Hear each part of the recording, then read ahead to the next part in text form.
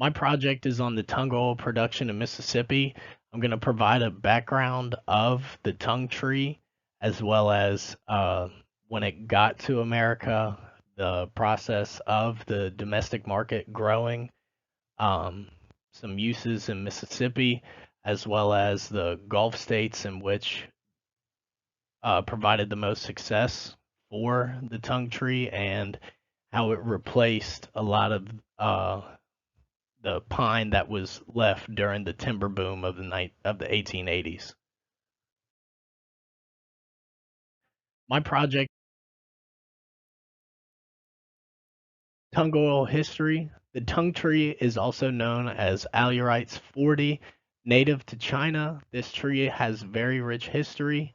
The word tongue translated in Chinese is heart, and the reason being is because of the heart-shaped leaves on this tree. There are also writings of Confucius that referred to tung oil as Chinese wood oil hundreds of years before Christ, and it was not until the 19th century industrialization era that tung oil turned into China's top exportable commodities, the United States being one of the top countries that use tung oil for varnish companies, ink companies, things of that nature. They would rub this on wood and make sure that things would last. They would put it on ships, all kinds of things. It had a ton of different uh, purposes. And um, tung oil trees actually require an acidic soil, and that is actually the perfect location for the Gulf Coast areas that have a lot of rainfall, and areas native in China. The tung fruit that blossoms on the tree does not come for several years, and these tung fruit actually encase the nuts, and they look like little green walnuts until the seasons change to fall. And in about the month of September, October, this fruit ripens into a bright red pigment, and the nuts inside of those fruit actually hold several seeds that can be pressed into a yellow oil and sometimes clear. And Portuguese settlers had been shipping tung oil across Europe all the way back to the 13th century, and it took hundreds of years, but then it finally made its way to the United States. The first official shipment of tung tree nuts, referred then as China wood nuts, they arrived at the United States Patent Office in a package of camphor and tea seeds mailed by Shanghai by Robert Fortune, a Scottish botanist employed by the Horticultural Society of London to find interesting exotic plants. And there were multiple shipments of tung oil in the decades after this, and the location of these shipments were spread out across the United States. There was a little bit of misinformation going around the United States about this tree, but we'll get more into that later.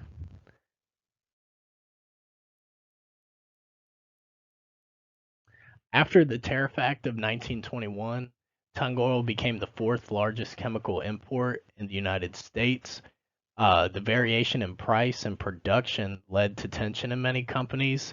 A lot of people in the United States, some nativists, felt as if the dependence upon China and their imports was growing too high. This pushed for a domestic market of tung oil to grow, even though China had significant advantages in their production of tung oil. They had already been investing in different kinds of tools and cultivation processes that date back hundreds of years before the United States had even heard of tung oil. As you could see in the table, you could see the tung oil imported from China from the years 1922 all the way till 1928. And the more interesting thing about this is the price, which was cents per pound, and how much it fluctuates throughout the year as well as over the years. You could see in 1922 that the price stayed a little bit stagnant, as well as 1925. There was 12 cents to 16 cents in 1922, 13 cents to 16 cents in 1925. But then you could see in the years 1923 and 1927, you have a price cents per pound as low as 14, and then it gets all the way up to 40 cents per pound.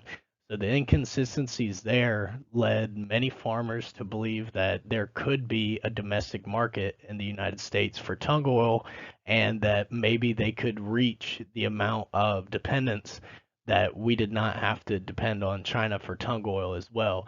This did not prove to be very successful throughout the years and leading up until World War II, because once it seemed as if the United States domestic market could reach that demand for tung oil, then we were catapulted into World War II, and uh, things kind of de-escalated the amount of success that the tung oil market could have in the United States.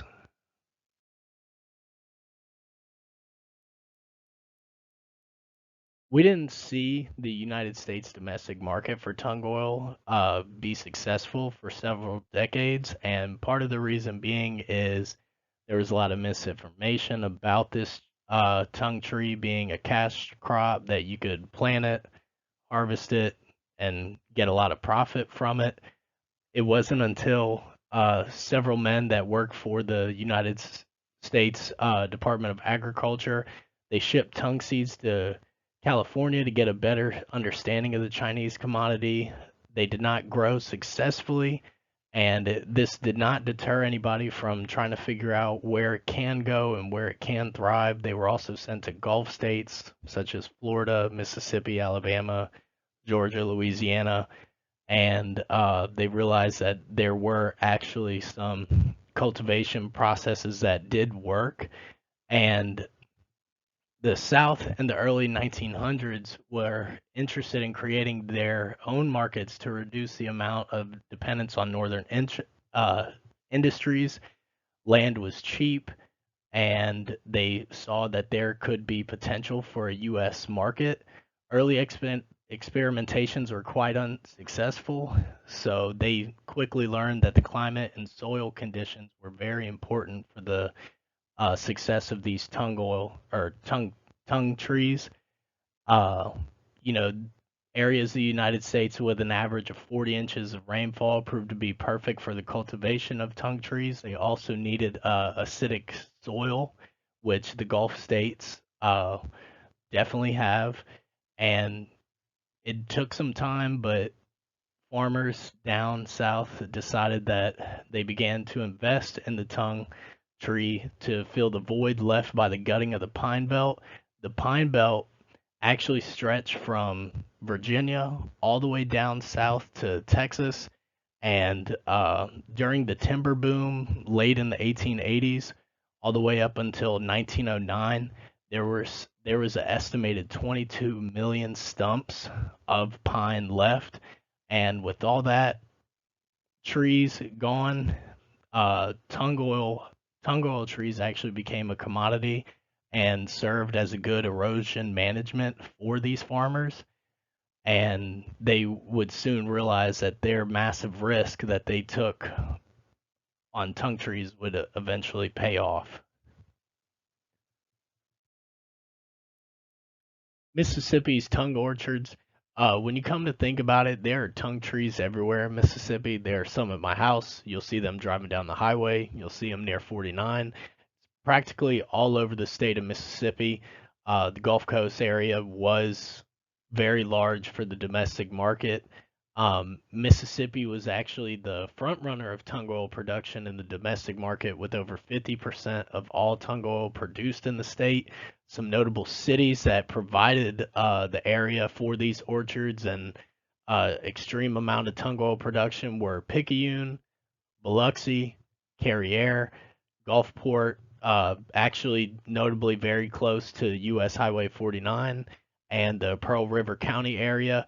They were all notable areas, and this area in specific actually generated close to $8 million in 3 decades at the height of the domestic tung oil market for the United States.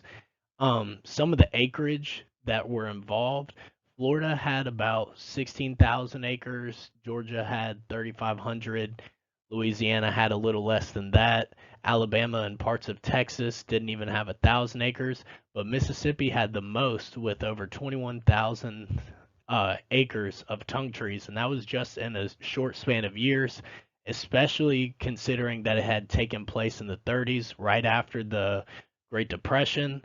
Um, there were people from the Secretary of Commerce, a man known as the chemical chief, C.C. Concannon. He was trying to investigate the progress of tongue plantings across these Gulf states, and he was trying to convince bankers and farmers alike to invest in tongue because they knew that there could be potential for massive profits. They were trying to get the bank to loan out to more farmers so that they can expand upon the domestic market and in turn make more profit. They were planting tongue trees at a cost of about 5 cents and selling said amount for double the price. So they knew that there was potential in growing the domestic market. They just had to prove that it was able to do so. The land was cheap in Mississippi and all these other Gulf states. What they were trying to accomplish was to industrialize the South.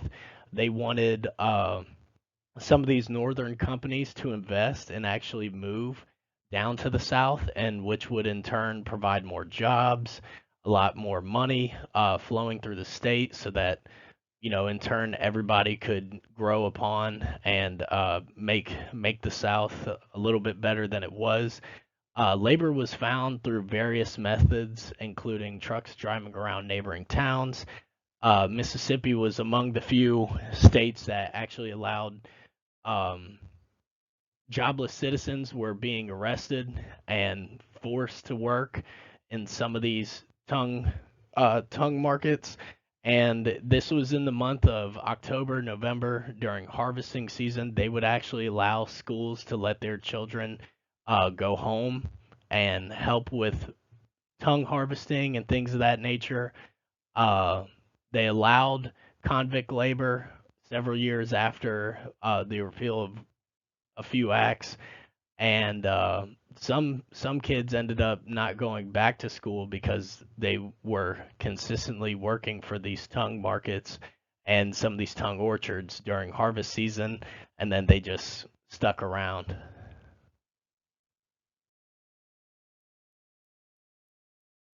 In conclusion, tung oil is an essential part of the varnish industry. It can be applied to highways and bridges, coat metal containers, and is now sought after for its superiority as a coating material. The U.S. market actually currently uses 12 million pounds of tung oil annually. Uh, During World War II, the market kind of disappeared for a little bit because it became a scarce commodity, and the amount of people working was a lot less since men had went off to war. And about 10 years after the war, there was an upswing in tung oil use by the ink industry, bypassing the paint and varnish industry, which consumed 43% of tung oil in the United States. It's a very, very large history, and it's one of the reasons why the South had such an economic upswing in the 30s and 40s. And it is a very rich history and a very important part of Mississippi.